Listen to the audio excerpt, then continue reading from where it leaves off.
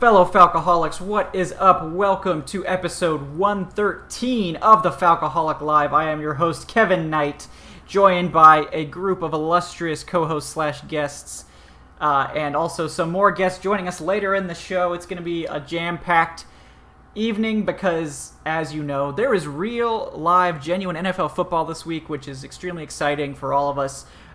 Tomorrow even, we're going to get some real football, so we got loads to talk about for a change. The final Falcons roster has been revealed and already changed multiple times, as is tradition. We're going to talk about this Seahawks matchup, which is maybe a little bit more exciting than you might think. The Falcons probably actually have a decent chance of winning this game. So, you know, the Falcons traditionally have been really bad in week one the last couple of years, but on paper, you know, maybe this is a favorable matchup for them, so we'll take a closer look at that. We're going to have former Falcons guard Keenan Fourny joining us later in the show as well to give his takes on all of those topics. But before we get to that, let me welcome in our guest this evening. First off, you know him, Eric Robinson at _Eric_Robinson. Eric, how are you doing tonight? I'm doing pretty well, man. It's the time is here. The time is here. It's less than 24 hours. Yep, we are almost there. We have, less than 24 hours till real football. It's crazy. Also with us tonight, Adnan Ikic at Say Which Way. Adnan, how are you doing? I'm doing very well. You know, we're very close to the finish line of this offseason. It doesn't even feel like football is coming up because there was no preseason at all. So this is going to be a weird one, but yeah, it'll be something. It'll be a surreal feeling when we watch the the Texans and the Chiefs kick off tomorrow, and then even more surreal when we watch the Falcons on Sunday. I almost can't believe it, honestly. Like, it's crazy that we're already here. And I say that after we've complained like endlessly about no preseason and not having football forever. But, you know, whatever. We're just gonna gloss over that detail. But also with us tonight, Evan Birchfield at the very easy to remember Evan Birchfield. Evan, how are you doing tonight? Good. I agree with everybody here. Just ready for some football finally. Yeah, ready for some football? Yes, we are. Okay, so first topic of the day, I guess it's going to be the roster. There were a few roster moves this week that we'll talk about as well. But the final roster was revealed. There were some surprises. I'm trying to think of what maybe the most surprising one was for me. I mean, I think I really did expect undrafted wide receiver Chris Rowland to make the roster and win the return job. Falcons didn't agree with that take. They went with veteran Brandon Powell. So that was kind of a big surprise to me because Rowland, I mean, by all accounts, had just been more impressive. And this was actually the first time in the Quinn Dimitroff era that a undrafted free agent rookie did not make the final roster out of camp. So that was interesting as well. So I guess for me it would be Rowland. Evan, I'll go to you first. What was maybe the most surprising either cut or addition to the final roster this year for you? Probably. Well, I mean, I'd agree with you on Rowland, but just to be different, I'll go Bankert just because there was a lot of talk that he could, you know, make a push for this quarterback 2 spot, but obviously no preseason game kind of squashed that. So he went on waivers or whatever, passed through, and then came back to the team. And, now he's one of their protected, the protected bunch going into this weekend. So teams won't be able to touch him until, I think, from Monday to Tuesday or something. Mm-hmm. Yeah. That's assuming they protect him again next week.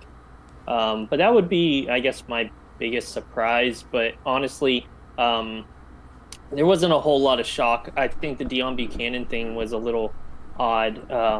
But, at the same time, it's different practice squad rules now. So it doesn't matter how old you are, how many years you've been in the league. Like, anybody, I mean, I think, what's his name? McCown, he's like 40-something. He's on the practice squad for Philly, I think. So, There's no rules this year. The practice squad's like the Wild West. Honestly, I think it's a good thing. I like it. Yeah, me too. What's cool about the McCown situation is the Eagles are telling him don't show up, just stay pretty much quarantined in your house, stay in football shape. Of course, here's a check for like $60,000 every week or $120,000. I don't know, for a lot of money every week. I think it's $12K a week. He was getting. Yeah. How much is it?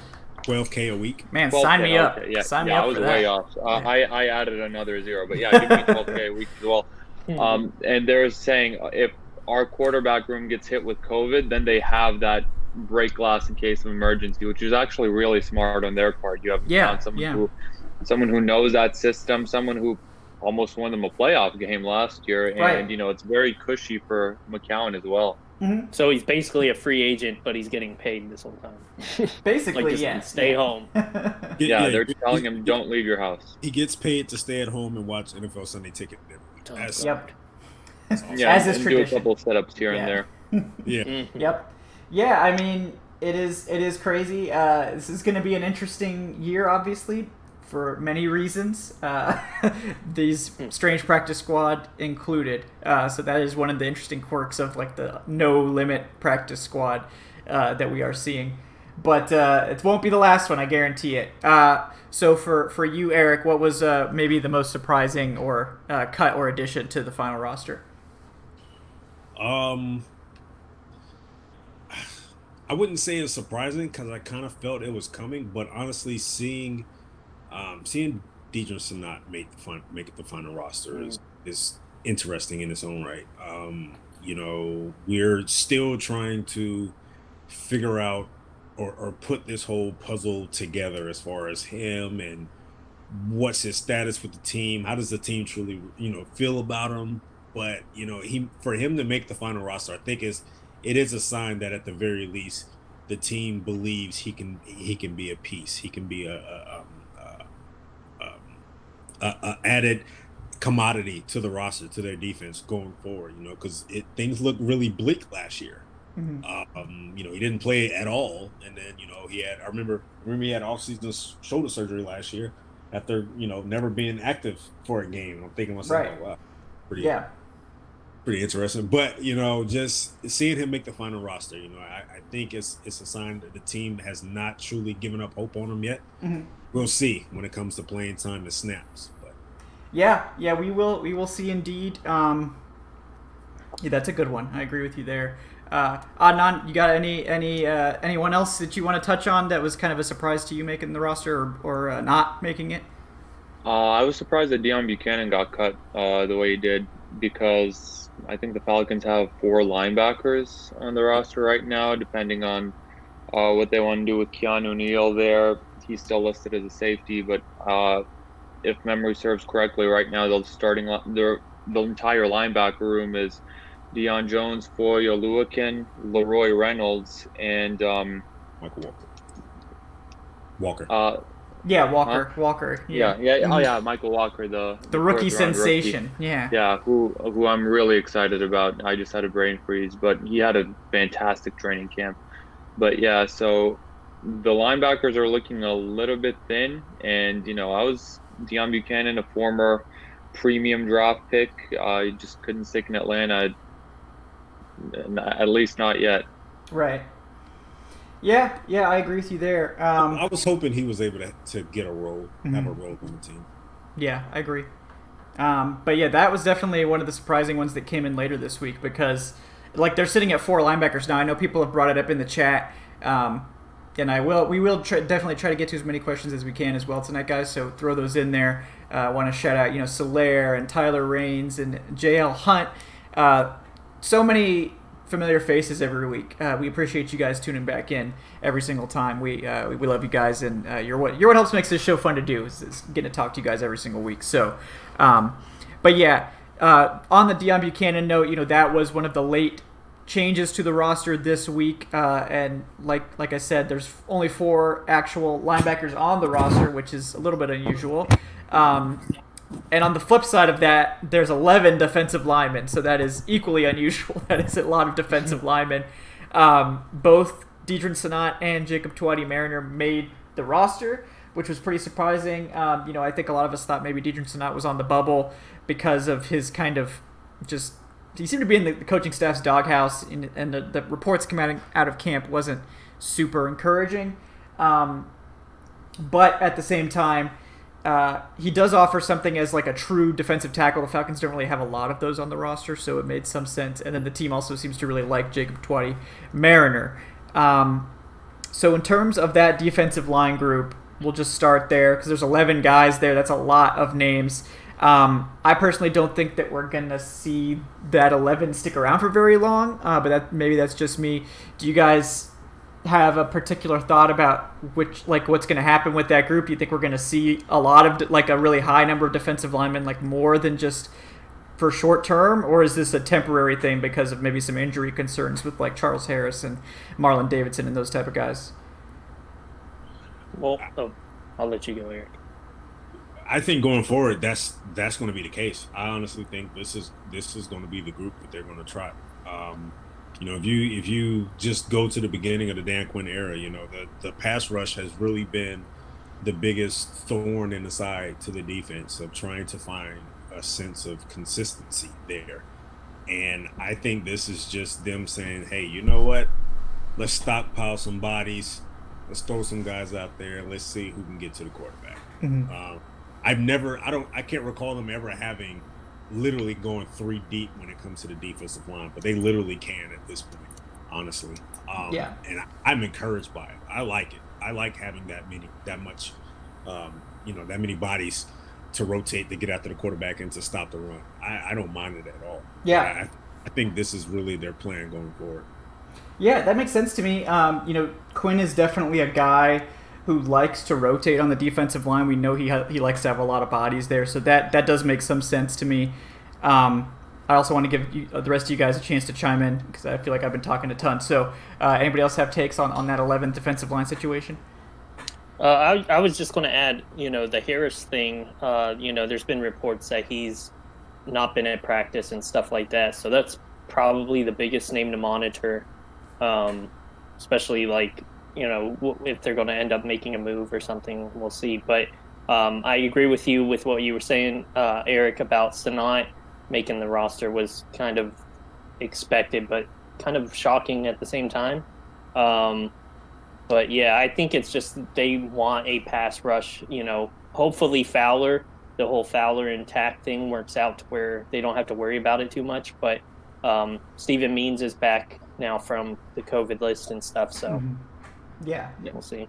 I don't see us going 11 deep on the defensive line the entire season. Just not with 4 linebackers on the team. I think Charles Harris, it could be a mystery injury right there. You had Marlon Davidson, who's been dealing with a bone bruise to the point where we didn't know his week 1 status, but it looks like he'll play in week 1. He's not listed as a starter, but I think Tyler Davison was going to be our starter in the base package one way or another. I think Deidrin Sanat could, if I had to guess, I would guess that Deidrin Sanat is on borrowed time right now. And when we figure things out with this whole Charles Harris stuff, if he gets healthier or if Marlon Davidson gets back to 100%, I can definitely see them parting ways with Sanat and trying to put him on the practice squad. Possibly bringing Deion Buchanan back into the fold, or another free agent linebacker. We'll see, but I just can't see this team going with just 4 linebackers. Yeah, I agree with you there. And there is the note that I guess one of the rule changes this offseason was that you can elevate 2 additional players to the roster for the weekend. I believe on Friday you can elevate 2, so you actually have 55 going into the game. So I think we're going to see this weekend probably, Deion Buchanan was put on the practice squad. I think it's very likely that we'll see him elevated to the roster as one of those 2 spots. A third quarterback probably also going to be activated to one of those spots. And then we also know now that they can activate, I think, 2 additional guys in terms of the active and inactive list type of players on actual game days. As long as I think one of them is an offensive lineman. So there will be some differences there. So it could be, like you're mentioning, they're not going to stay at 4 for long because that's very thin. So they might use those new rules maybe to elevate someone like Deion Buchanan to the roster temporarily because of, like you said, some of the injury issues with Charles Harris and Marlon Davidson at this point. But yeah, I mean, I just want guys to be healthy for the most part, and it sounds like Marlon Davidson was able to return to practice, so that's great news, obviously. And then I believe Hennessy also was a full participant, and we're did. going to talk about that obviously as we get more towards the offensive side of the ball. But yeah, so far the defensive line I think is pretty inspiring in terms of some of the names they have. I mean, I wouldn't say that it's like star-studded, but in terms of the depth, I think the depth is better than it has been in a while. Like, it's not just a couple of guys that were praying play really well and then literally nothing behind them for a change. So I'm excited about that personally. I know Steven Means is someone the coaching staff really likes, and so to have him back this year after he missed all of last season, I think they're excited to see if he can actually be like a number 3 pass rusher on the edge and see what he can do there. So let's see. Moving on. Well, we kind of touched on linebacker, but let's just give it a quick second. Obviously, Deion Buchanan was cut. So it seems like the starters are going to be Deion Jones and Foye Oluokun for the most part. Michael Walker probably going to mix in there as well. And then Leroy Reynolds kind of rounds out the group. Any takes on that group? I mean, I think we basically predicted this group almost exactly on last week's show, but I didn't know if you guys had any other takes on that group at this point. Yeah, I'm nervous, honestly, about the depth. But I do understand, or at least I feel that they have a certain plan together, and I'm sure we're going to get to that in a few minutes. But just on the bare surface, just having 4 true linebackers, I am a little concerned about that. Mm-hmm. Yeah, I think that makes sense. And like part of why I feel a little bit better is because like Michael Walker was one of the more impressive players in training camp, so having a really impressive rookie in there to be able to step up if there is an injury makes me feel a little bit better. But at the end of the day, it is still a rookie, so we'll see how that goes there. Behind them, the secondary, again, not too many surprises. They did keep Sherrod Niesman on the active roster.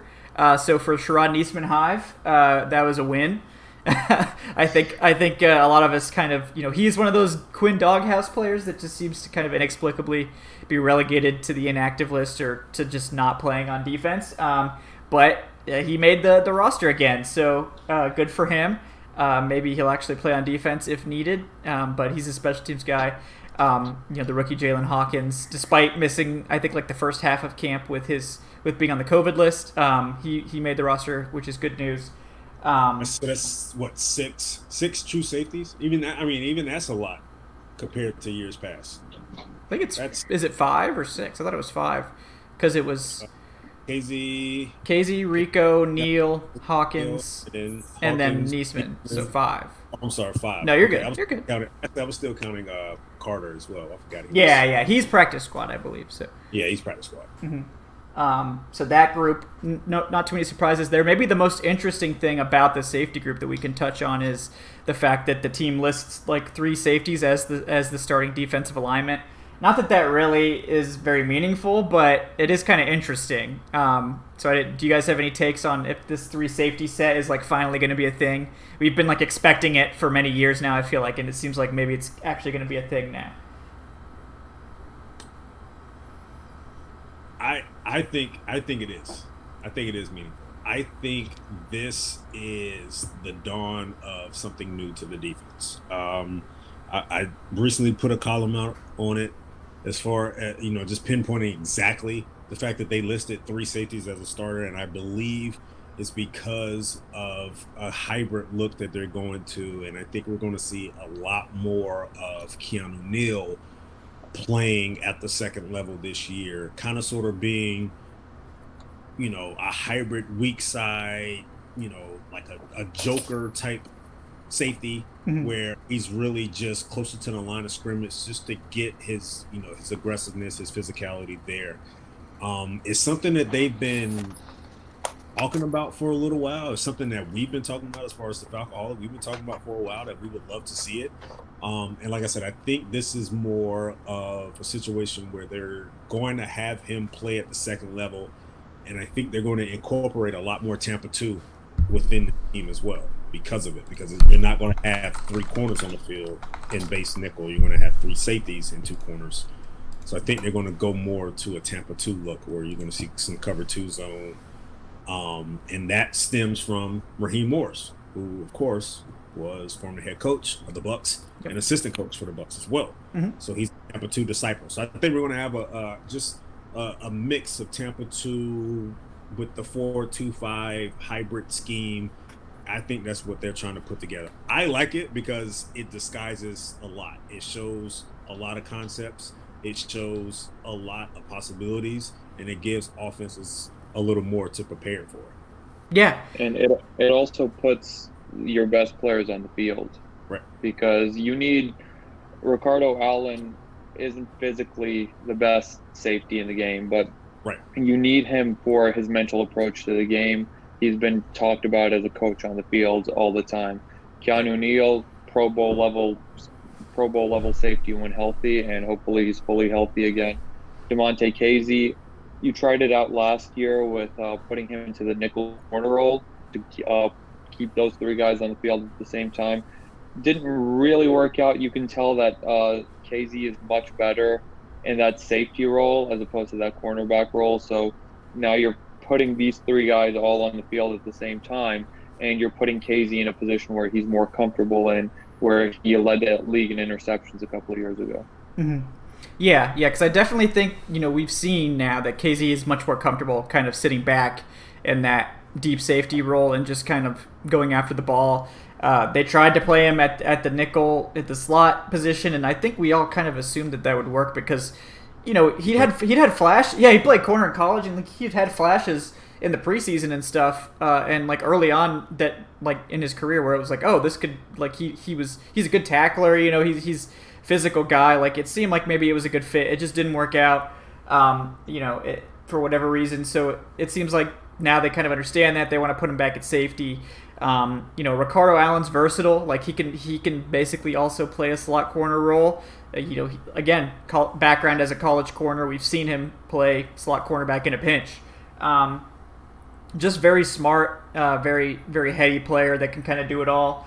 And then Keanu Neal is a guy that potentially can play more of a really linebacker-esque role and just kind of sit down in the box.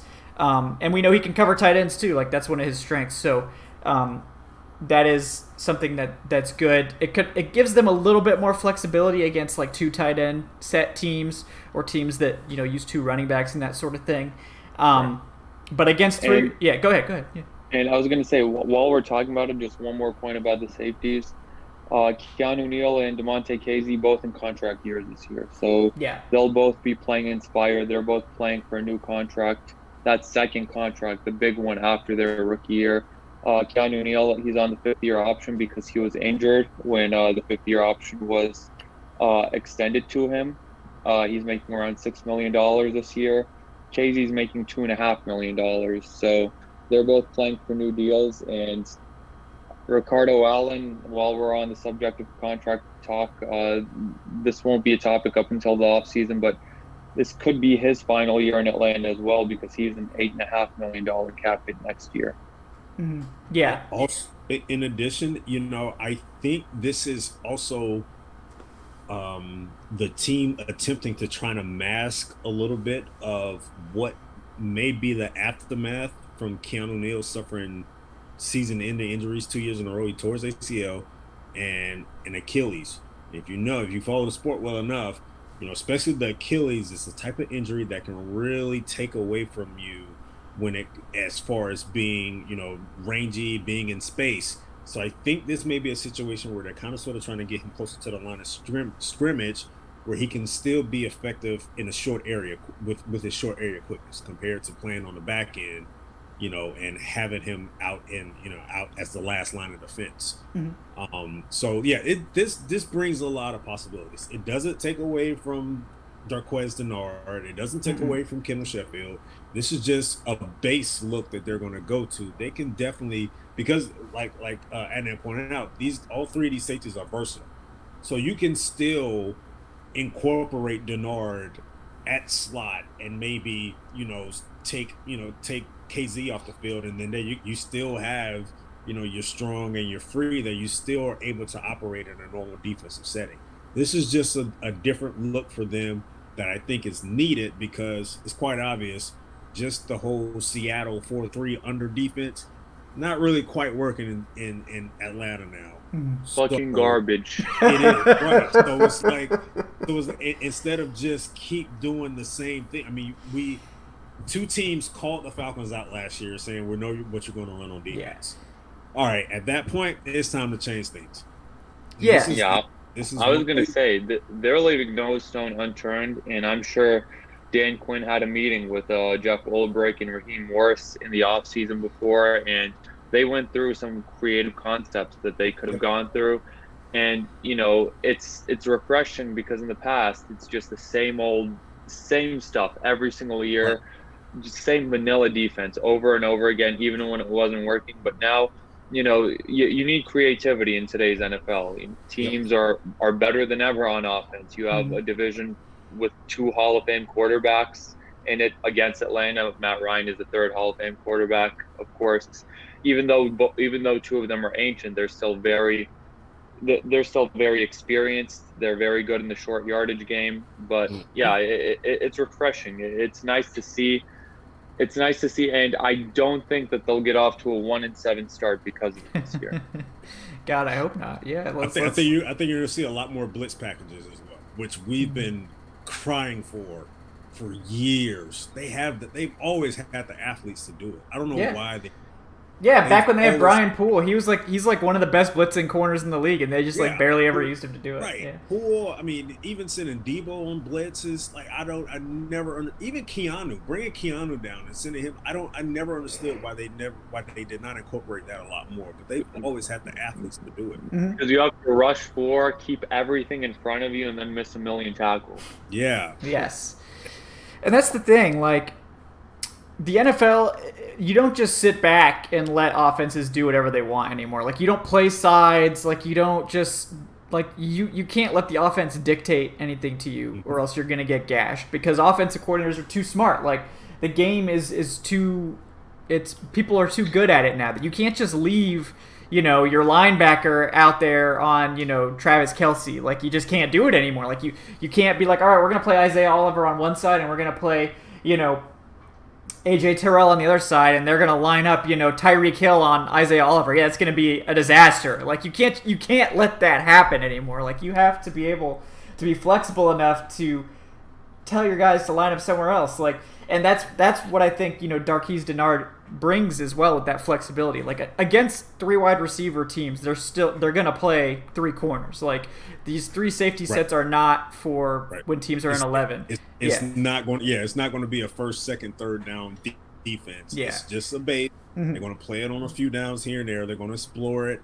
If the offense forces their hand to change it a little bit, then they'll change it. But I think this is their way of saying, you know what, we're going to throw something else to the wall and see if it sticks. Yeah. So exactly right. Like, this 3 safety thing, like, it's still not going to be the defensive package they play the most. Like, nickel with 3 corners is still going to be the most frequent package, because that's what NFL teams run 11 more than any other package. That's the reason why.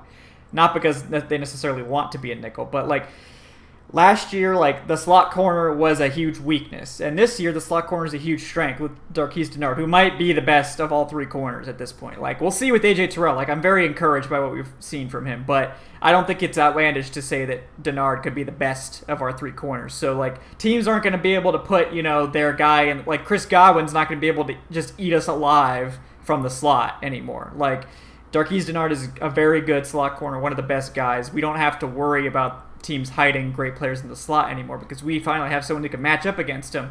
We haven't really had someone there since, like, Brian Poole. And no offense to Poole, like, Poole's a very good slot corner, but he's a really good slot corner because he's great in run support, he's a great blitzer, and that sort of thing. He's not like an elite cover guy, whereas I think Dennard is more of a better cover guy. He doesn't offer as much, flexibility and ability to kind of move around, do those kind of other things. But I do like this safety group a lot. I do like these corners a lot, and AJ Terrell, like, I mean, we've talked about it on this show throughout whole training camp. One of the most consistent drum beats is that Terrell is one of the best players in camp.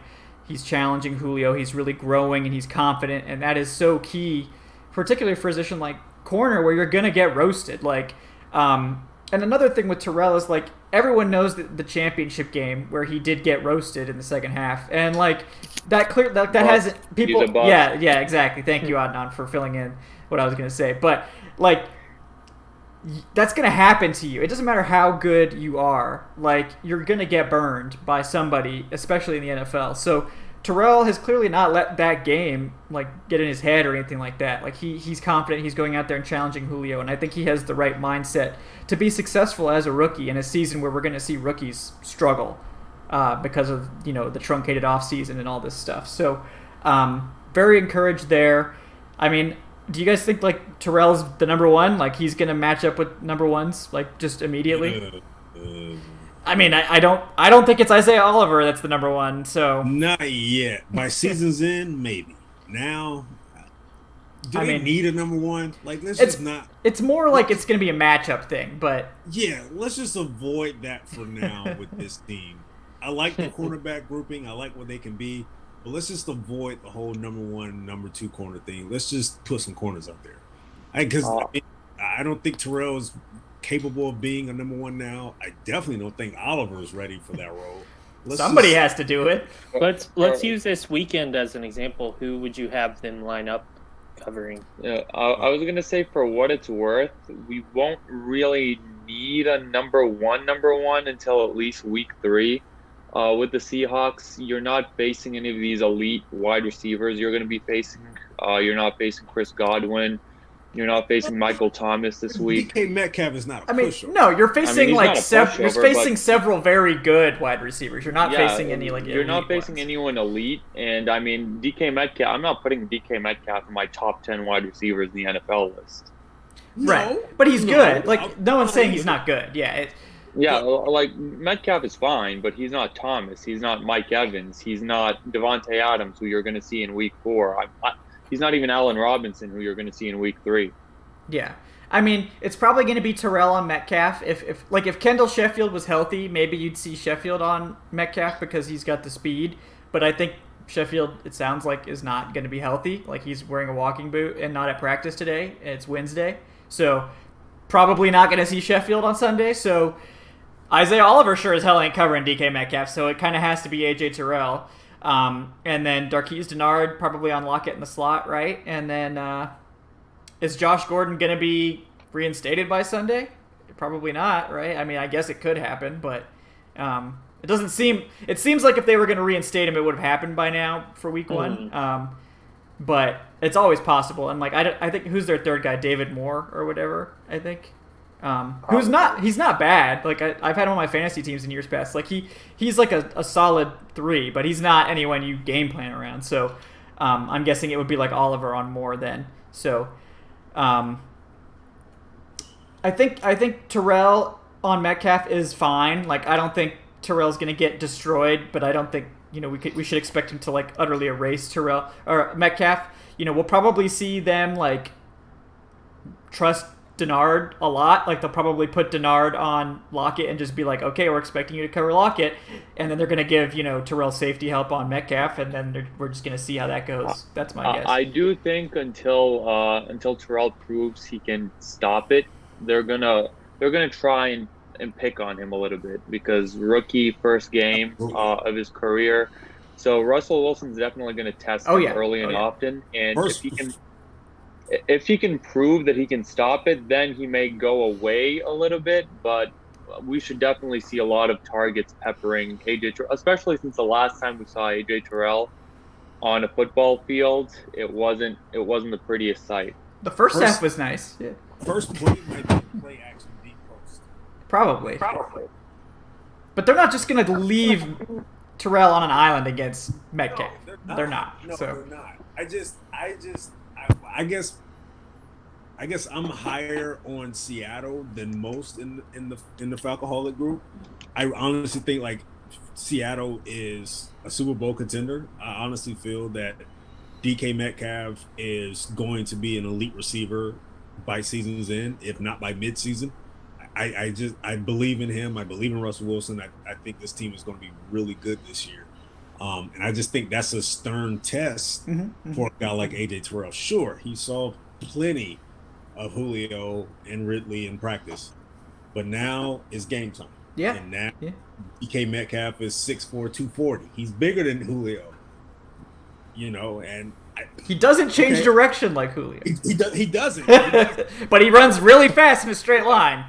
But we saw in the playoffs, especially in the playoffs, we saw how good DK can be. We saw at times, against New Orleans, he made plays against Lattimore. The guy can play. He doesn't move great as far as change of direction, but if you need him to run a 9 route, that guy is probably going to win that 9 route a lot. It's an elite 9 route. I mean, like no shade intended, at DK Metcalf. Like when he does well, he does really well. So right. And I see Keenan's joined us. Welcome, Keenan. Can you hear us? I think he's I think you're muted in. Yeah, it shows Hangouts, he's muted. But he's muted. Okay. There we go. Now we can hear you. We can hear you. What up? What's up, y'all? How y'all doing? Good. Good. How are you?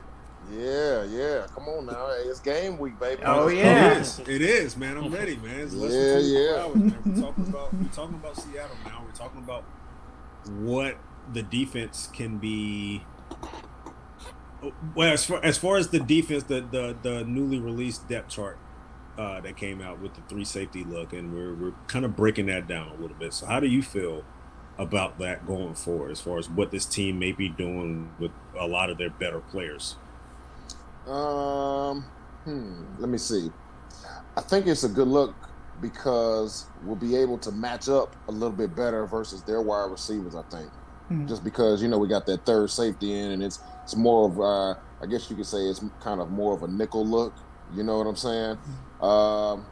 Kazee, Neal, Ricardo, I believe that, I don't know. Let me back up here. Yeah. First off, I want to see, how I don't know how much they'll play Neal. You know what I'm saying? He just kind of started practicing here not too long ago. So they're saying 3 safeties or whatever. It might just start off with 2 just a little bit and rotate Neal in just a little bit, just to kind of get his legs up underneath him. I don't anticipate them throwing him out there for a full game. Hey, go get it 100 miles an hour, But if they do decide to give us that 3 safety look, it'll be good to match up versus them because it gives us an extra guy in the box, or not really in the box, but, Kazee or whoever's going to play that kind of star, that extra safety. I'm interested to see how it's going to work out.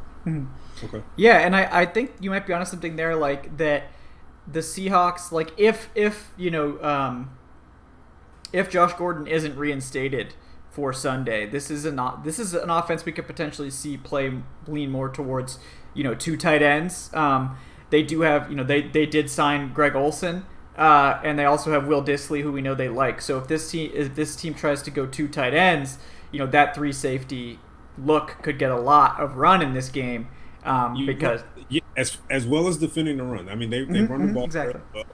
It's a huge component of their offense. So even having Keanu closer to the line of scrimmage, also at a lot of defenses, they prepare for it, but when they see it, it's it's still able to be effective. But also, it has another athlete closer to the line of scrimmage to defend against Russell Wilson. We all know that his bread and butter is what? Extending plays outside the pocket.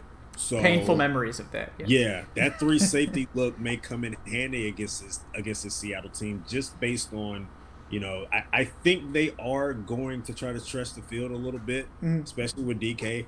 But I also think that they like to run the ball, especially late in the second half. They like to run the ball. They like to put the ball in the hands of Chris Carson to kind of be the closer. So a guy like Keanu closer to the line of scrimmage, I think, is really going to throw things off a little bit. Yeah, I mean, you have all of Seahawks Twitter making hashtag let Russ cook trend right all summer because they're so frustrated with how much they run the ball. Yeah, they're frustrated that they won't undo the shackles from Russell Wilson and let him go out there and really be great. Yeah, and I mean, you're absolutely right about that. Like they were a good team at running the ball, but it was to an extreme level. Like they were hurting Russell Wilson. I mean, they were 4th in the league in rushing yards per game, the Seahawks last year. They averaged 4.6 yards per attempt, which was 9th. So I mean, they were effective running the ball, but it wasn't like that was adding a ton of value to their offense. Like when they were passing the ball, they were getting 7.9 yards per attempt versus 4.6 rushing yards per attempt. So like analytics tells us, right, that which one of those numbers is bigger. Like they didn't throw the ball that much, but Russell Wilson is just one of those super efficient passers, and he's just really good at that. And we'll see if they do try to, shift more towards letting Russ cook, as Seahawks Twitter has coined it. But I would think that they're still going to be pretty run heavy. I mean, I would be surprised if Pete Carroll was willing to change like that. By letting them cook, like, what do fans do? They want him to throw it 30-something times? I don't Probably, think that's I think so, yeah. I don't think that's him. I mean, no one. And they better turn around and give it to Carson, because Carson had a pretty decent year for He them did, last yeah. year. When healthy, yeah. They brought in. He's a good running back. They brought in Carlos Hyde this offseason as well, who, he's shown to not necessarily be a 1A back, but he's shown to complement a run game at, with a couple of different teams. I don't seeing Russell Wilson throw the ball 35. I don't think that's what they want. I don't know if I would really want that, to be honest with you. I mean, if I was in charge of that offense, I don't know if I want to see Russell Wilson throw it 35 times a game. I think they need to pound the rock a little bit. Yeah, that's just my opinion. Yeah, and they gonna try to with Dwayne Brown and Mikey Iupati on their left side. Yeah. They probably will. Mm-hmm. They probably will. Yeah, because there's we probably need to see more of Keanu closer to the line of scrimmage than anything else. Yeah, buddy. But one thing you can't take advantage of with Chris Carson is he has some known fumble issues. He to does. the point where he was getting benched last season for Rashad Penny. He was even potentially letting his starting role slip through his fingers a little bit before Rashad Penny got hurt for the season. So that's something where he's not someone who really takes care of the ball, right, like some of these elite running backs really do. So it's possibly an avenue where you can possibly take advantage of it a little bit. Mm-hmm. Great point. Yeah. I did want to answer a quick question in the chat. James Couturier, I think is how you pronounce it. I apologize if I messed that up, but he asked real quick what the difference was between big nickel and nickel. So that one's so big nickel is 3 safeties, regular nickel is 3 corners. So for those that didn't know look at it that way. Yeah, generally that's what that means. So just now you know. And I think that's kind of what Keanu played when he was in high school, kind of that star or Lobo. That's what they used to call him for Brian Urlacher back in the day when he was at New Mexico. Yeah. You kind of fit up in the box, but then you can play, And Florida had him playing single high early in his collegiate career, but it didn't work. And then he started playing a lot more closer to the line of scrimmage. If you actually go back to the 26 to the Super Bowl year, I think he saw a significant amount of snaps lined up at linebacker that year as well. Keanu did, more than we actually thought it was. So not saying he's going to be strictly linebacker this year. We're not saying that. I think they're just exploring ways to getting, like Adnan said, all their best defenders on the field at once. And I think that Keanu, I think he's better closer to the line of scrimmage. I even saw it with some of the videos. He's doing hoop drills. If you know football well enough, you only do hoop drills. You're trying to get after the quarterback. Right. Which tells me they might be doing some blitz packages for him. I mean, I'm just saying. He's going to be in the box, baby. He's going to be in the box a lot more. Yeah. And like one thing, like someone in the chat also mentioned, if Russell Wilson throws more than like 35 times a game, he might literally die. And like Russell Wilson's pretty durable, but yes, I mean it is an important note. Like that left side of the line with Dwayne Brown and Mike Iupati when healthy is good. But last year, like they gave up an 8.5% sack percentage, which is a lot. Like that's really high. I think that was like 29th or 28th or something like that. So they were allowing a ton of sacks. And that right side this year, there's some questions there. That Damian Lewis is the rookie. He's apparently been impressive in camp. And then Ethan Pochik, who I think was a former first rounder or second rounder. He's been injured a little bit. He's been kind of he's got kind of some limited playing time on. Yeah, but he's going to be their starting center now. And then Brandon Shell, the veteran, is going to be at right tackle. So there's some questions, from center to the right side, but that left side is going to be okay. So we'll see. Maybe the Falcons defensive line can get some pressure, and I think that they will. And just talking on that point on pressure, Russell Wilson got sacked 54 times last season. Only Deshaun Watson got sacked more, 55 times with one more. Yeah. Yes, yep. Watson got sacked one more time before behind that infamous Texans offensive line. Yes. And Matt Ryan came in number 3. He got sacked 48 times, tied with Kyler Murray. Yep. Yes, but it's important to note, this is something that's often overlooked. That is a lot of sacks. But in terms of sack percentage, which is the number of sacks, divided by the number of passing attempts, the Falcons actually only had a 6.8% sack percentage, which was about league average. And that's because they threw the ball like a million times. I think we were first in passing attempts. So think about that. They're a team that was 4th in the league in rushing, and their quarterback still got sacked. Oh yeah, 48 times. Yeah, that's probably why that's probably an underrated reason as to why they ran the ball so much, is because they didn't want Russell Wilson to die. 54 times. Yeah. Here's another thing to add to think about that sack. Is how much of that was on the quarterback for trying to extend the play, and how much was on running backs staying in trying to block too. You know what I mean? Yeah, exactly. Yeah. Because we all know that's how he operates. Right. Yeah, you have sometimes people think sacks and they want to put it all on the O-line, but sometimes that can be a little bit of everybody. Yeah, I love it. Keenan Fourny coming in defending the offensive line. Yes. I got quarterback. What are they with the Falcons or the Seahawks? I got to defend the O-line. Stand up for them. Yeah. Russell might have been at fault for about 40 of these sacks. Yeah. Let's be honest. I mean, that is his style, though. It is his style. He's going to try to extend the play, and it usually works out for him. So That's point. Yeah. And you look at those players, Deshaun Watson, a player who always extends the play. Kyler Murray, a rookie last year who was extending the play a lot. The only non-mobile player in that little grouping is Matt Ryan. But like Kevin said, that's partially because the Falcons, I think, completely led the league in passing attempts last year because there was no run. I think he had the most completions or something. Yeah. Matt Ryan's mobile. When Kyle Shanahan was here, he looked passable. Athlete, yeah, man. Matt's an athlete. I wouldn't put him in that Kyler Murray tier. No, I mean, I think I'll take Kyler in a 40 times. He got pretty good at those bootlegs, honestly. He was pretty good at executing those towards the end there with Kyle Shanahan. So, I'm not gonna say Matt Ryan's unathletic, but I would take Matt Ryan. I'm not gonna say Matt is unathletic either, but every time he runs that ball, I'm holding my breath get down. He just looks like a young, a baby gazelle, just with those long legs. Just, he's moving quick, but it just looked kind of awkward because his legs are so long. It's quick to him. Yeah. Quick to him. It's not quick to everybody else. Yeah. I mean, I'm not those bootlegs where you had the tight end on the other side of the field just leaking out, and you had Levine Toilolo or Austin Cooper just downfield. Easy money. Those were amazing plays. Yep. Yeah. What was it? DJ Tialavea, caught 2 touchdowns because of those plays. I'm pretty sure. I don't know if Cutter believes in those plays anymore. I think no, you got to run up the middle. Yeah. Or bubble screen. Well, I drafted Todd Gurley in fantasy, so that's definitely the kiss of death for the run game.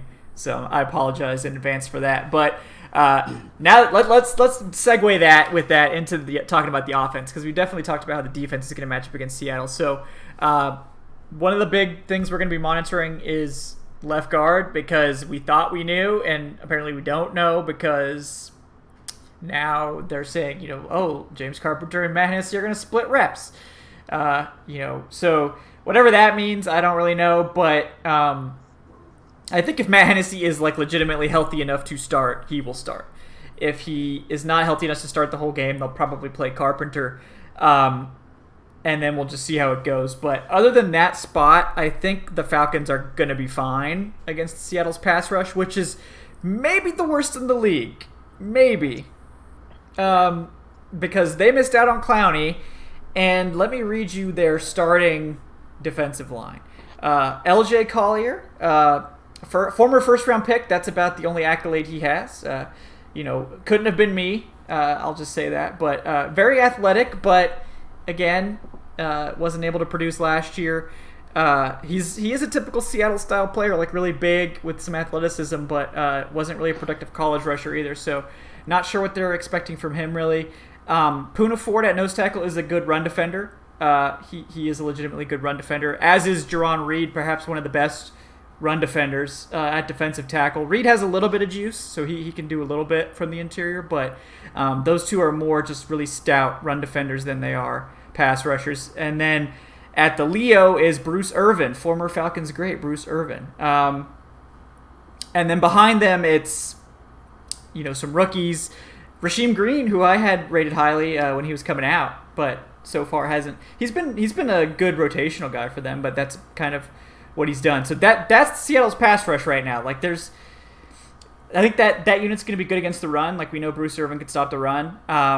And Jerron Reed and Poona Ford, very reliable, good run stoppers. But like in terms of pass rush, I don't think the Falcons really need to be too concerned about that unit. But yeah. Let me ask Keenan something about this. So going into these games where on paper the defensive line isn't very strong, does your mindset change at all as an offensive lineman? Like, are you more aggressive going into it right away, whereas when you're facing someone like an Aaron Donald, for example, you're not going to be as aggressive because your aggression can be used against you? So, or is it just like business as usual, same mindset over and over? Business as usual, because you don't want to go into a game and give a guy some early confidence and let him start feeling himself. Because those are the guys, hey, there's not too much of a fall off between the ones and the twos generally, you look at Seattle's D-line and the one kid from TCU, first-round pick, he didn't play a whole lot, but we don't know how he's developed over in the past few months. You talk about the kid Reed, he had, 10.5 sacks or something like that last year, I think, what I was reading earlier. That's nothing to sneeze at. That's pretty good for an interior guy. Yeah. And they got Irvin playing the Leo position for them, which is the same thing that Vic Beasley kind of played for us here at E-Rob. I mean, it's business as usual. You don't want them to start feeling themselves. Go out there in the first quarter, shut them down, and, hey, you got a pretty decent rest of the day. But, yeah, you don't go in there, you mash the gas on them. Yeah, I mean, I'm interested to see how they match up. Like, I think this is, in theory, a matchup that the Falcons should win, like Falcons offensive line versus Seahawks defensive line. But you never like to get cocky going into these things. But on paper, this Falcons offensive line, Chris Lindstrom is back and healthy, and we saw towards the end of the season that he could be good. Caleb McGarry was looking better towards the end of the year. You've got Alex Mack back. You've got Jake Matthews back. They're going to be their usual good selves. And then the question mark is left guard, but other than Jerron Reed, maybe that's where they can take advantage, in terms of pass rush. They can try to go after left guard. And then we know, Jamal Adams, that's kind of the X factor. Like, he's going to blitz a lot. He had 6.5 sacks from the safety position last year for the Jets. So he's going to be someone who's going to be involved. But I would think the Falcons would probably be preparing for that. Because last year was probably it might have been one of the worst Seattle defenses we've seen in recent years. I mean, it wasn't. I think I read earlier this week they had 28 total sacks, and I think 8 of those sacks came from either a linebacker or a corner. Like that's not good at all. Like Keenan said, should we approach this game as if it's the same old defense? We don't know that. It's kind of hard. They definitely could develop. We don't know how good LJ Collier really is. If he comes out this game and he has 3.5 sacks and we're only looking at each other right. what the hell? Yeah. They do. I will say this: the Falcons do have some matchups in their favor, definitely, especially in the passing game. But I want to know, what do you guys expect? First game for Todd Gurley. What do you guys expect as far as total touches? Are we going to see them feed Gurley just to prove point? I mean, I think it depends, right? Do they have a lead after the first quarter? If that's the case, we're probably going to see 15-plus touches. If they don't, if they're way down like they've been in week 1 every single year for the past 3 years, then we're not going to see a lot of Todd Gurley touches. I mean, maybe he'll get some passes. Maybe that counts. But, I mean, in terms of rushing attempts, it's going to – this is what Dirk Cutter does. If they're ahead, he's going to run the ball. If they're behind, he's going to run the ball, just not very much. So, like, but if they're ahead a lot, bring in Brian Hill at that point. Right, exactly. So, Right. I mean, do you guys feel like there's pressure on Cutter to get Gurley involved early and often, or is this? I mean, they're going to. If you. The biggest difference I want to see is him being used more in the passing game. And I mean, you can look at the stats. His last year, I think, was his worst in terms of receiving. But when you I had him on my fantasy team, so I would, watch Todd Gurley for, hoping he scores and stuff. And when I'm watching these Rams games, I'm noticing that Jared Goff refused to throw him the ball. Anytime he was out there on receiving downs and stuff, Gurley would kind of run out, 6 or 7 yards, turn around, and Goff would just launch it downfield and probably overthrow somebody or whatever. But Gurley almost got no looks from Goff. I'm hoping. Spoken like a true frustrated fantasy owner. Yeah, I was so I'm not a big Goff fan, but no, I'm hoping. That's where he's going to be used more than he was with the Rams, and obviously in red zone situations and stuff. But I think they're going to use more Brian Hill than we're kind of expecting. Yeah. I mean, it really depends. The Seahawks were good against the run. That was where their defense was actually good last year. Outside of against the pass, they were actually. I'm wrong. I lied to you. They were abysmal against the run. I lied. They were abysmal against the run. They were good on offense running the ball. On defense, they were 28th in rushing yards per attempt allowed. The Seahawks allowed 4.9 yards per attempt on defense, and over almost 120 rushing yards per game to go along with 22 rushing TDs. Jamal Adams should help. He'll help. I don't think they're going to be that bad against the run this year, particularly since, like I said, Jerron Reed's back. He missed a lot of games last year with injury, that sort of thing. But they were also bad against the pass, and I think that's what the Falcons are going to try to attack more than they are against the run. But they're going to try to do something against the run. Based on Seattle last year, you can kind of they should be susceptible to the run. They have been, they were last year down the stretch. So they're going to try to get Gurley involved. I don't think he's going to be the focal point of their attack, but I think they're going to try to get him involved to the extent that they have to at least respect it. I think that's basically the entire point of a Cutter running game is get the running game to a point where it's respectable so that they don't just pass rush every single play. But last year, obviously, that did not work at all. So maybe this year it can because Todd Gurley can kind of elevate things and the offensive line's healthy, but we'll see what happens there. Yeah, you'd want them to go ahead and establish that run early so they can bring that safety up and get that 8-man box. You know what I mean? So that way, they can't double team our outside guys. I don't see them singling Julio up with the guys on the outside, really. No. So let's go ahead and get Gurley his 15 touches, and that way we can go on to the air. Yeah, that's how I see that game plan happening. Eric, I can't hear you. No, I still can't hear you. That's weird. I can see you talking. You aren't muted, but I've lost your audio. Technical difficulties. Still can't hear you. Maybe just exit out and come back in. It's technically preseason for us. Yeah, we still have T-minus 24 hours to get these technical issues ironed out. But yeah. Through the air is where the Falcons do have an advantage because the Seattle's secondary is better than it was last year. Assuming Quentin Dunbar isn't suspended, I think I can hear you now. We good now? Yep. Go ahead. Okay, cool. I think Seattle's probably going to play the pass first, which means we might see them feeding Gurley early just to loosen the defense up a little bit. I mean, at least that's how I would approach it if I were Atlanta.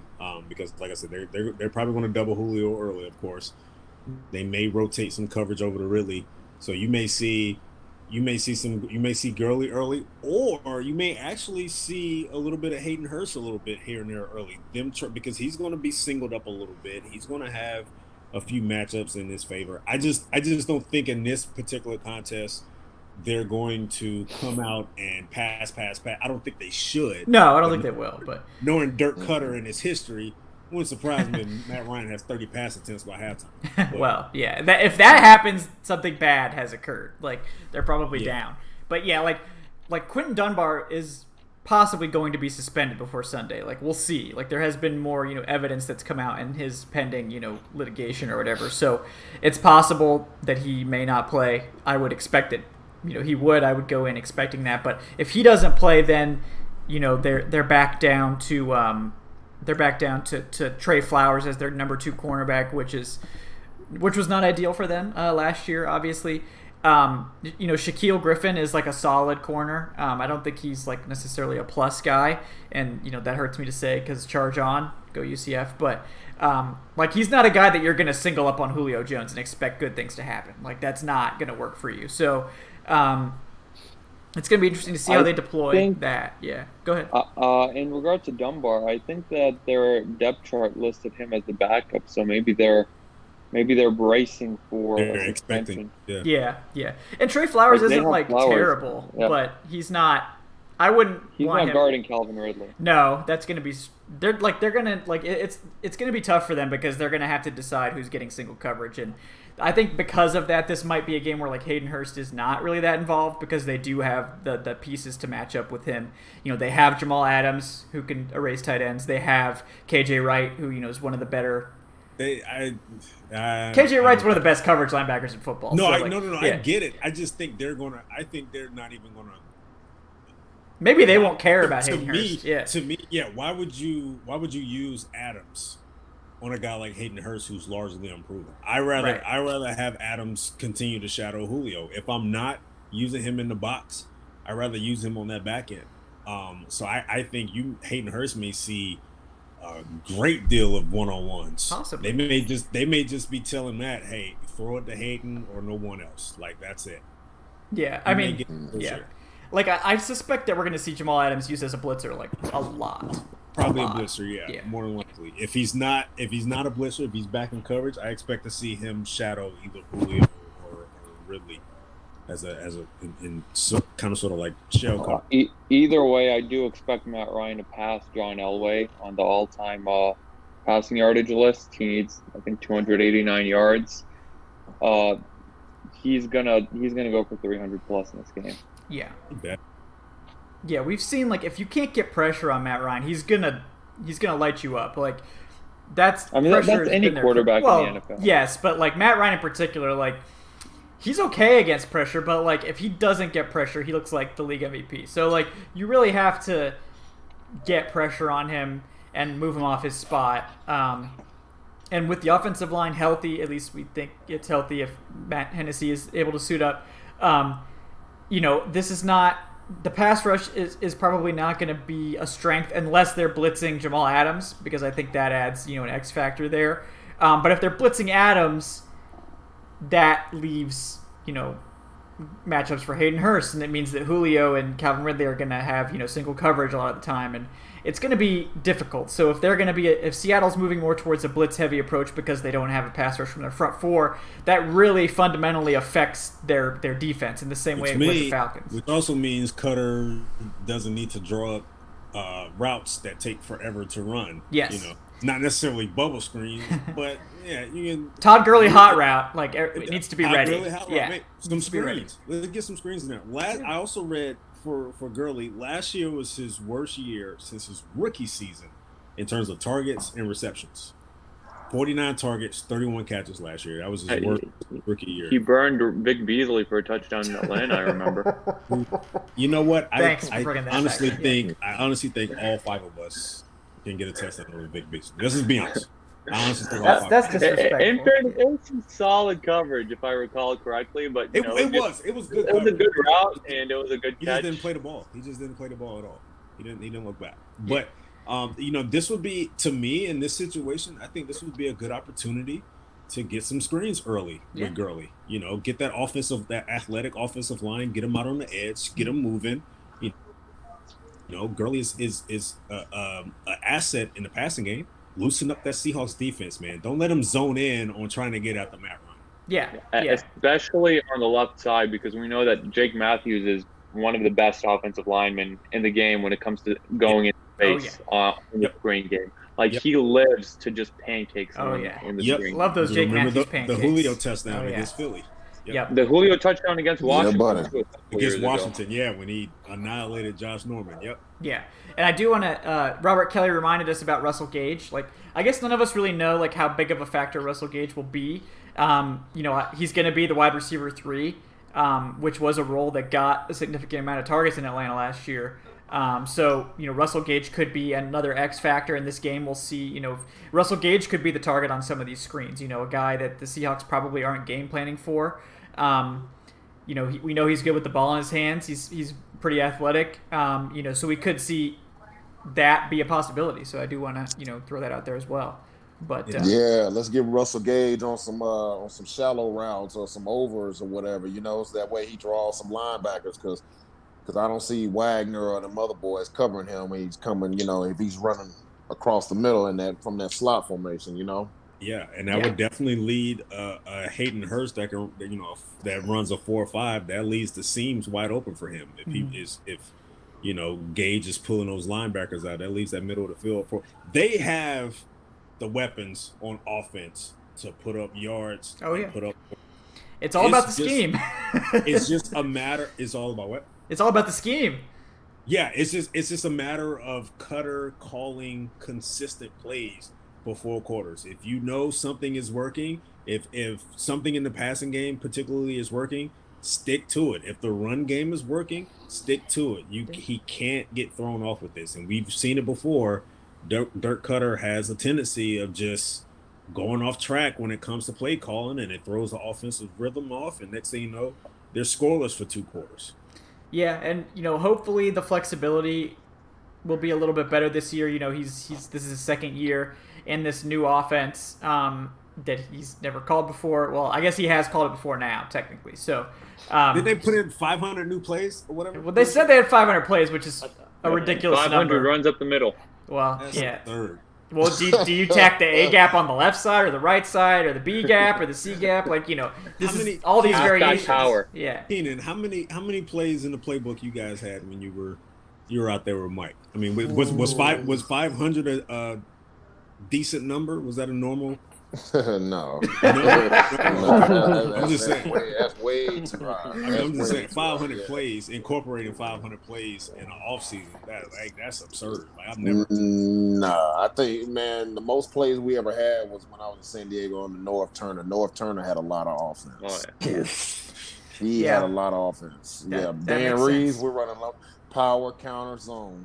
Right. Is it? Yeah. It's like, all right. Zone, and you got your different formations on how you're gonna do it. Right. Oh yeah, inside zone too. Oh, and draw. I forgot the draws and fullback traps but it wasn't 500. It wasn't 500 word. No. So it wasn't as much studying under Dan Reeves. No, you still had to study, but it wasn't. Yeah, it wasn't no 500 down plays. He was old school. Breeze was old school, man. Yeah, Reeves pound the rock, baby. Yeah, I think Cutter might have fuzzed that a little bit. 500 plays in an off season. 500 plays. That's a lot of plays. That's a lot of. That's offense, a lot of plays. Man. Yeah, I mean, I can't even comprehend 500 plays. That's about 2 playbooks, 2.5 playbooks worth of stuff. Honestly, man, that's a lot. That's a thick playbook, man. That's thick. Yeah. Well, I mean, yeah, it's only so many different styles or types of runs you can do, unless well, not unless, but a lot of that's coming from the pass. Passing game. And how they get their formations and how they personnel and whatnot. They just a lot of that stuff is just window dressing. It might have been a lot of formations. He probably threw formations in with plays and just that makes sense. Hey, it's all in one thing, but I don't see no 500. Yeah, trips left, trips right. Maybe there's like 20 plays for trips right and 20 plays for trips left, and they're the same plays, but they're just flipped. And technically, that's 40 plays, but it's really 20 plays. So yeah, because I mean, think about that. You're putting a lot on your offense, right? You're putting a lot on those guys to have to remember all that. Now, of course, they're gonna tell that stuff down going into the game, but 500. There's no way you can rep that many different plays. Maybe if in you the did offseason. Like, one rep each. Another reason why is because you got to look at the circumstances as well. You're incorporating 500 plays in an offseason where the league, everybody's dealing with a pandemic, so you're not able to see your offense as often as you want to. You're not able to communicate with the quarterback. Yeah. That's a lot of plays to put in play, and you only have a couple handfuls worth of practices to get it in. Right. Maybe while he was quarantined, Dirk Cutter was playing some more Madden, and then a lot of Madden. Then he's just like, oh, I like this one. Let me write this one down. Yeah, let's get this one. Well, yeah. Don Emery says that he expects 475 of 500 to be screens. Our offensive coordinator said he got his plays from Madden. Yeah. You know what? Hey. Funny enough, you know what? That first quarter of the game will be interesting because a lot of those old coordinators, they come out with their first 20. You know what I'm saying? The first 20 plays, the scripted plays. We're gonna run this formation, this personnel grouping, and see how they line up and see how they react. So then we can go out and attack them. So But what's interesting with that aspect is, I believe the first month of the season we're going to see some mediocre to bad football. Like, you're not going to see polished teams. So is it possible that scripted amount of plays may get cut down a little bit because you kind of sort of don't necessarily know what to expect from your offense? Right. Yeah. Right. Because you don't know what you're good at. Right. Exactly. You know what I mean? Yeah, I get that. So you're absolutely right. Yeah, I wouldn't be surprised if he did have 20 scripted, but I also wouldn't be surprised if he says, you know what, I just have 10, and let's just see what flow we can catch early in the first quarter. Oh yeah. Then go off that. Maybe. Mm-hmm. Yeah. That makes sense to me. So we'll see what happens there. We did have a question from Jason Gaines. He was curious, Keenan, about how deep your playbook was with Greg Knapp, because he's also with the Falcons now. So I don't know if you play with Greg Knapp, maybe you did. Yes, I did. Knapp was a really good offensive coordinator. I learned a lot under Knapp. He taught me a lot about offense. 2-minute old, 4-minute offense at the end of the game, trying to close it out. But under Knapp, we did inside zone, outside zone, and a lot of that wasn't really on him. Our run game was pretty much done by Alex Gibbs.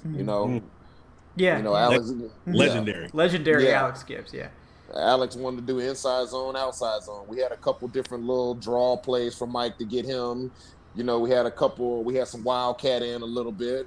Passing game was really done by Knapp and I want to say Knapp and Mike Johnson and Gibbs, but the run game, that's all Alex, and inside, outside zone with some draws mixed in. Yeah. Okay. And wildcat. Yeah. Very different setup than we have now, obviously, based on the quarterbacks you had and all that. But and Knapp is back with the team, so maybe we'll see. It's setting up to be more of a zone rushing attack, and they kind of went away from that last year, and Cutter has kind of intimated that they're going to go back towards the zone, which good, because that's what the offensive line personnel is for zone. So that outside zone works for Gurley. The Rams did it last year, and a lot of his better runs were behind that. Yeah, were outside zone runs. So I wouldn't be. I think they may go to that too. I mean, it makes sense with the type of linemen that they have. They can't do power stuff with these guys. These guys are athletic. They like to run. They like to get out in open space and clobber defenders at the second and third level. Yeah, they do. That's their strength. So I hope we see that again. And we're gonna trust Cutter here. He burned us last year when he said he was gonna run West Coast, and it wasn't really West Coast. So maybe this year, but hope springs eternal because it's pre-week 1. So all right, let's before we get into our picks here, we'll do some picks. I want to remind you guys, if you don't mind, to throw a like to the video here. That'll help other people on YouTube find it. The more likes it gets, the more the algorithm helps us. So if you don't mind tossing a like, we really appreciate that. And then if you're not already subscribed to the channel, you can hit that subscribe button, and that will give you alerts if you want every time we go live. So that way you just can keep updated. And then if you're not here to see the show live, you can get it there. So let's do some picks. I guess I'll go first.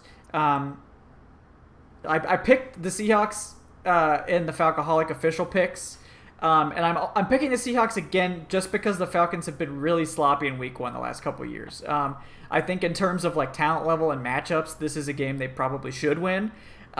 they've tended to be really sloppy in week 1, so I'm going to lean that way. I would not be surprised in the slightest if they pulled out the win, because I think the Falcons are probably better than most people realize. But week 1 of years past is haunting me, so that's where my gut is. Evan, how about you? You go second here. Tell us what your thoughts are on the game. Yeah, in the Falcoholic picks, I went with the Falcons just because I don't know. That's never the wrong answer. That's never the wrong answer for us. So that's my fan in me, just wants them to win week 1. So, but I mean, I'm expecting a lot more from the offense too. So, especially with Todd Gurley, I'm pretty much just hoping they win for my feelings. But I could easily see, last year I did the picks for the Falcoholic, and it's like we all started up here picking them. And then it just like every week we got less and less, especially those first 8 games. So yep. I remember. Oh, we were so young and innocent then. Because Kevin, you won the picks, I believe. I did. I think this was the second year in a row I won the picks. So yeah. I'm a pick you're god. Wrong, though. Yeah, hopefully I'm wrong. I'm that's the thing. Like I'm really hedging here because like if the Falcons win, I'll be happy, and then if they lose and I get the pick right, then I'm happy about that. So either way, I'm happy. So. How about Keenan? We'll give you the honors here to go second. What do you think about the outcome of this game? I want to say the Falcons, and I'm leaning toward the Falcons because, hey, I want them to win. But you're absolutely right with the first game of the year. The past couple of years, they've been looking like ish. Yeah. And also, too, I'm concerned about the defense a little bit. The 3 safety look, I think it'll be good, but what is Keanu's pitch count going to be, with them throwing him out there? Yeah. We'll see. It should be good, just because getting an extra thumper in the box, if it's Kiki, I'm going to roll with the Falcons, baby. All right. Very respectable. But I'm interested to see how this 3 safety nickel package is pretty much is what it is. It's going to look for us. Yeah, that is definitely one of the things to watch going into this game. I agree with you there. All right, Eric, what do you got here? Yeah, I'm going with the Falcons here too. I think, I really am high on the Seahawks, and I do think the Seahawks are going to be a Super Bowl contender this year, but mainly because of what they have on offense. I think the Falcons are able to win some matchups on offense this year. I love the 3 safety look. I think the 3 safety look is going to be good for them in the long run. It may have some wrinkles early on. We'll see. But I think this is going to be somewhat of a sluggish start for both teams, to be honest with you. I think you're going to see it across the league. You're just going to see some below play. I agree. Yeah. But I think what starts off as a defensive matchup, I think the Falcons will stretch it in the second half and put up enough points. I think I would say around, I'll say 27-23. That sounds realistic. I was going to say, they'll probably score around like 24, 25 points, but 27 is very much within striking distance of that number. So like these are 2 teams that are carrying over basically the same offense from the previous year. So they're not like some of these teams that have to install a whole new offense with no game reps whatsoever. Like the Falcons should have an advantage in that way because, Matt Ryan's very familiar with the system. All right, Adnan, you're going to close this out. What's your take on this game? Okay. I'm going to provide a counterpoint to the argument that the team has been terrible in week 1, because it's been terrible. The past 4 years, the offense has been absolute doo-doo in week 1. Yes. But the last 3 years, especially the last 2 years, they went into very hostile road environments. Yep. That Thursday night game in Philadelphia was just bonkers. And last year, it was so loud in Minnesota in that dome stadium. Matt Ryan is 10-1 in his career in home openers. He very rarely ever loses at home. The only time he ever lost at home was in 2016. Even in the worst seasons, Matt Ryan wins the first home game at least. So I'm going to go with the Falcons just because, like Eric said, I think they can exploit some of those offensive matchups. I don't think that they have the horses to run with Julio Jones and Calvin Ridley in this game. I'm going to go 24-23. I think it'll come down to the wire, and, I'm going to go with the Young Wei Koo game-winning field goal Nice. at the very end to cap off a very exciting game and to make us feel very good about ourselves. Yeah, I mean, I like your guys' takes better than mine, so I'm gonna go with yours. But yeah, I mean, it is what it is. Like, I agree. Like, being able to play at home, that will be probably helpful to them. You know, maybe not looking like utter crap in week 1. So I'm looking forward to that being a possibility. Because it's just a real ball buster, right? When you get so excited about week 1, and then like last year, that Vikings game was just like a punch repeatedly to the nuts, like just over and over again. Like, oh wow, okay, yeah.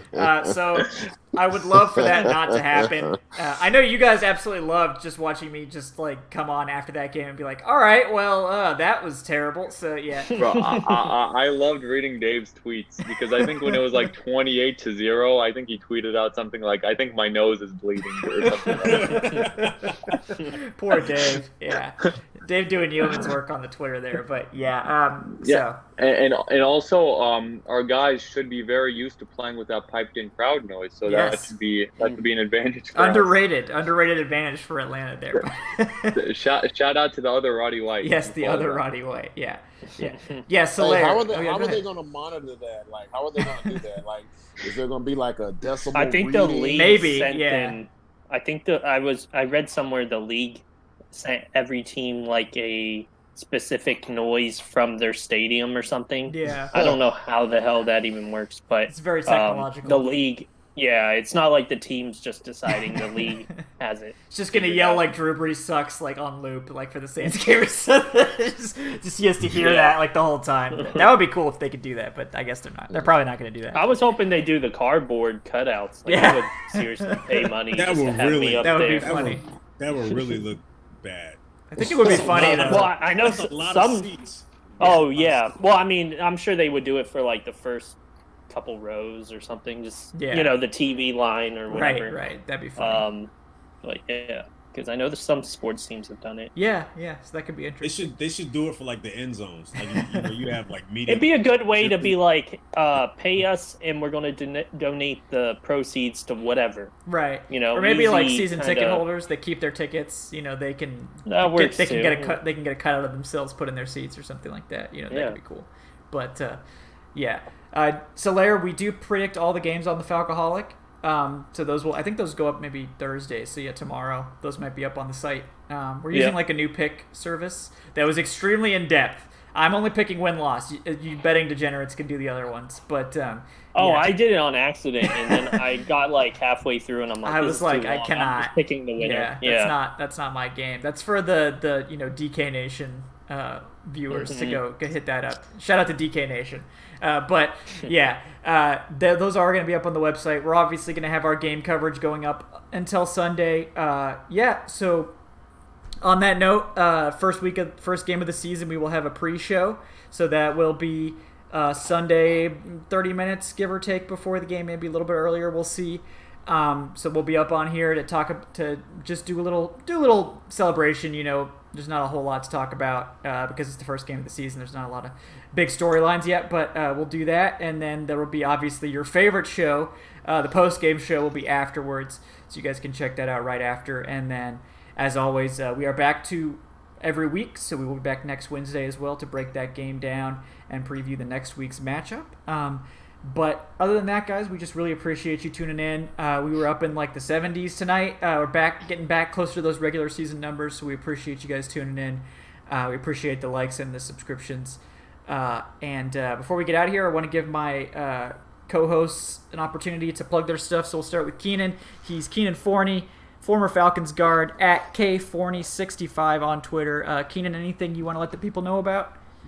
I just want to continue to encourage everybody to get out and watch some football this weekend, whether it's, of course, NFL, but also to high school. I want to say shout out to my guy, John Pointevent at Mountain View High School. He won his first game this past week against Shiloh, and they're playing against Parkview this week. Matter of fact, that's Chris Carson's old team for the running back for the Seattle Seahawks. So I just wish him good luck and go Bears. Yeah. Excellent. Yeah, good stuff there, guys. Check that out. Also with us tonight, Evan Birchfield. That's very easy to remember. Evan Birchfield on Twitter. Evan, anything that you're working on you want to plug? Yeah, so now that we're getting back into regular season mode, I have on Fridays, look for my Fantasy Outlook articles if you're into fantasy. Tuesdays, I believe I'll have stats and stuff like that. And also I have my Madden series, which is done. Terrible game, but it was interesting predicting, Laquan Treadwell had like 12 touchdowns the God or something. Didn't even make the roster.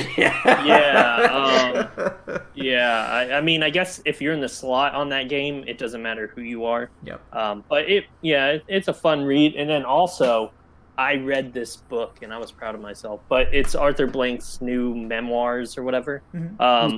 Get a lot of like inside stuff on his thoughts and for like the Michael Vick situation, obviously Super Bowl loss, protests, stuff at Home Depot. Like it was super interesting. It was one of those books where I just kept reading it and I'm like blown away because stuff, but when you see it from the perspective of the person who lived through it, definitely makes it interesting. So yeah, that sounds interesting. I'm gonna have to check that out. What I meant was the review comes out tomorrow. Yes, yeah, definitely check out the review, and then that sounds like a very interesting read. So I'm gonna have to do some reading myself, because everyone should read more, right? That's just a good habit, especially in quarantine when we got nothing else to do. Absolutely, so it's a great excuse to read. Well, especially when it's something you enjoy. Anytime there's a Falcons related thing. Absolutely, guys. Yeah. Also with us tonight, Eric Robinson @Eric_Robinson on Twitter. Eric, anything that you're working on you want to let the people know about? Yeah, I will be finishing up my Seahawks Falcons Week 1 preview.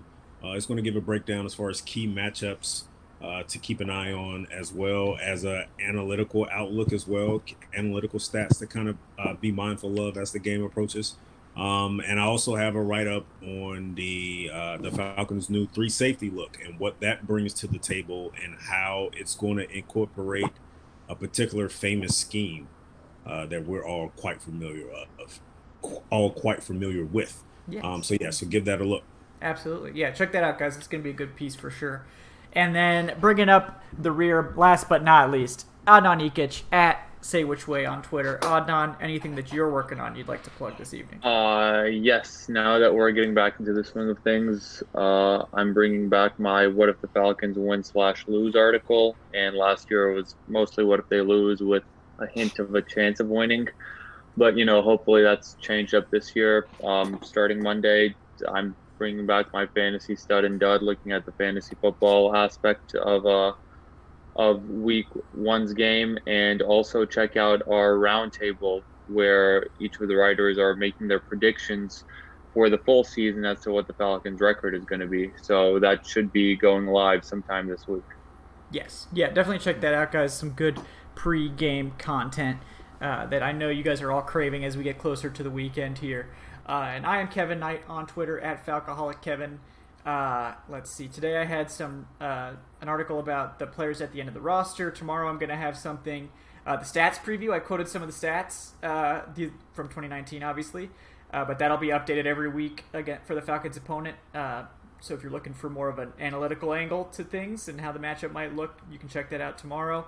And then Friday will be players to watch. There's going to be some big ones this week. And yeah, we're just a few days away from Falcons football. Finally getting able to see these guys on the field. It feels like literally forever because no preseason. None of us could go to training camp. So I'm going to enjoy this Chiefs game. I know that. So we're going to get to dine on that feast of football first, and then Falcons football this weekend. Mahomes MVP season yep. starts tomorrow. The gift that keeps on giving is Patrick Mahomes football. Right.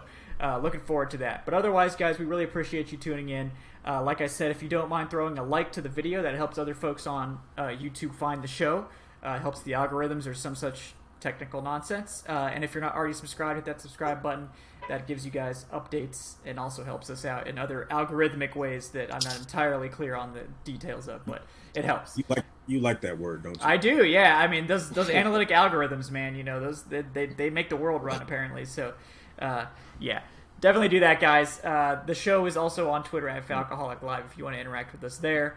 But we just really appreciate you guys tuning in. We'll be back on Sunday for pre- and post-game coverage, so we'll see you there. Until then, enjoy the return of football on Thursday, and we'll see you guys on Sunday. One more final note before I close it out. The show is going to be available in podcast audio format, so if you've got friends or other fans that you know that can't make the Wednesday night show and prefer podcasts, because I know I drive around a lot and I like to listen to podcasts in the car. Our podcast audio, starting with last week, is going to be available on the Falcoholic podcast feeds, so where you listen to DW and Gina and all those great guys. So if you rather listen to the audio, or if you have friends that prefer to listen to audio, you can tell them to check that out. That will be on the Falcoholic podcast feeds on all your favorite podcast platforms. All right. Thank you guys again. We will see you on Sunday. Have a great week.